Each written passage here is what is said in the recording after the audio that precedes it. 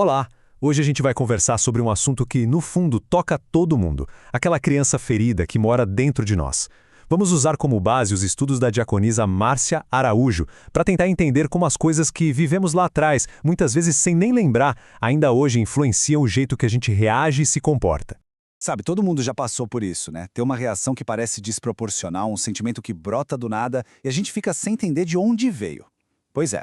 O que vamos ver aqui é que muitas dessas reações são, na verdade, ecos de um passado bem distante. É a voz de uma criança interior que talvez nunca tenha sido ouvida de verdade.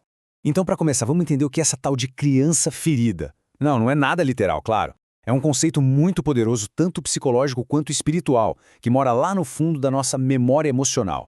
Pensa nisso como se fosse um arquivo de emoções. Desde que a gente está na barriga da nossa mãe, nosso ser vai registrando tudo. Sentimentos como rejeição, muito medo ou até humilhação, se eles não foram resolvidos lá atrás, eles ficam guardados, sabe? Reprimidos. E hoje, eles acabam se manifestando, muitas vezes sem que a gente faça a menor ideia da verdadeira origem. E aqui tem um ponto fundamental. As feridas mais antigas, aquelas que se formaram antes mesmo da gente ter palavras para descrever o que sentia, são justamente as que deixam as marcas mais profundas. Sabe por quê? Porque elas formam a nossa base, o nosso primeiro mapa emocional. Elas funcionam num nível tão profundo que se tornam parte de quem a gente acha que é, bem longe da nossa consciência do dia a dia. E olha que interessante a direção que a perspectiva bíblica nos dá. A ideia não é apagar essa criança interior, é amadurecer no entendimento. É sobre manter a inocência em relação ao que é mal, mas ao mesmo tempo buscar a maturidade para conseguir entender e curar essas feridas, em vez de deixar que elas nos controlem. Agora, vamos um pouco mais fundo para entender a origem dessa dor. Tudo começa lá nos nossos primeiros momentos de vida, numa transição que absolutamente todos nós passamos. Essa comparação aqui é muito clara. Dentro do útero, o mundo é perfeito, né? Tem suprimento constante, segurança total. Não existe espera, não existe falta. O nascimento, por mais lindo que seja, nos joga num mundo de vulnerabilidade. É ali que, pela primeira vez na vida, a gente sente a dor de ter uma necessidade que não é atendida na hora. E quando essa sensação de falta se torna constante, a dor é tão, mas tão intensa, que o único jeito de a criança sobreviver é reprimir aquele sentimento. Ela se adapta, ela meio que se convence de que não precisa daquilo, só para a dor parar. Só que essa falta não some, ela só fica escondida, esperando um gatilho para aparecer de novo mais tarde na vida. Bom, agora vamos ver uma das consequências mais diretas dessa ferida não curada, a dificuldade que a gente tem de dar para os outros aquilo que a gente nunca recebeu. É um ciclo que, se a gente não tomar consciência, acaba se repetindo sem parar.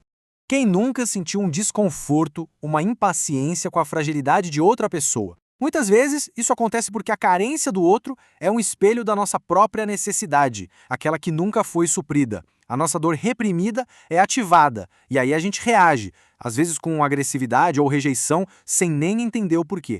Esse exemplo aqui é muito forte. Uma mãe que, quando era criança, teve seus medos e tristezas ignorados, pode sentir uma barreira, uma dificuldade inconsciente de acolher essas mesmas dores no filho. Não é por falta de amor de jeito nenhum.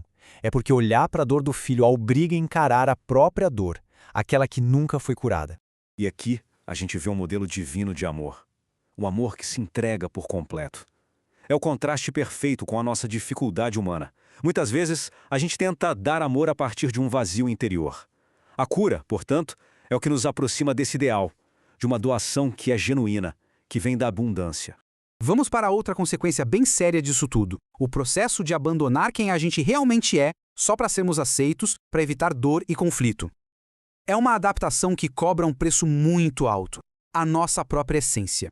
Esse processo acontece em etapas, né? Primeiro, a criança muito esperta aprende a ler o ambiente. Ela percebe o que gera aprovação e o que gera briga. Depois, para sobreviver emocionalmente, ela começa a se moldar, a reprimir partes dela mesma. No fim, essa adaptação vira um hábito tão forte que ela esquece completamente quem era antes de colocar essa máscara. E essa tendência de abrir mão de si, aprendida lá na infância, gera uma vulnerabilidade enorme na vida adulta. Pessoas com intenções manipuladoras sentem isso de longe. Elas percebem essa característica e se aproveitam, porque encontram alguém que já está acostumado a se anular em função do outro. Ok, depois de entender o problema e as consequências, que não são poucas, vamos agora olhar para a esperança, para o caminho de volta. Sim, é totalmente possível resgatar a nossa verdadeira essência e encontrar a cura. O primeiro passo, o mais importante de todos, é a consciência. Sem ela, a gente fica preso, repetindo os mesmos padrões para sempre. Reconhecer que um comportamento de hoje tem raiz lá na nossa infância é o que nos dá o poder de escolher fazer diferente. Este versículo é como o ponto alto, o clímax espiritual dessa jornada. A análise nos mostra a origem do problema, mas a fonte da cura definitiva para esses medos tão profundos está em buscar a Deus. É nele que a gente encontra a verdadeira libertação dos temores que nos prendem desde crianças.